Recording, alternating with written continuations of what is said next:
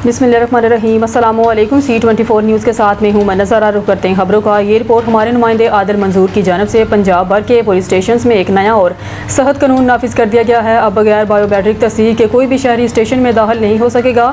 IG Abdul Karim के अहकामात के मुताबिक इस नए निज़ाम के तहत बगैर बायोमेट्रिक वेरिफिकेशन के ना कोई मुद्दई दर्ज होगा, ना कोई मुल्ज़म शामिल होगा और ना ही कोई गवाह रिकॉर्ड किया जा सकेगा। यानी सादा अल्फाज में अंगूठा नहीं लगा तो केस में कोई एंट्री नहीं होगी। इससे जाली नाम, फर्जी गवाह या बनावटी FIR दर्ज करवाना तकरीबन नामुमकिन हो जाएगा, क्योंकि अब हर कोई मुकम्मल तौर पर डिजिटलाइज और ट्रेसेबल हो गया है। क्योंकि पुलिस ने वाज़ेह किया है कि यह निज़ाम 7 दिन के अंदर तमाम थानों में फ़ाल करना लाजमी है और इसी अफसरान को इसी मुद्दत में रिपोर्ट जमा करवानी होगी।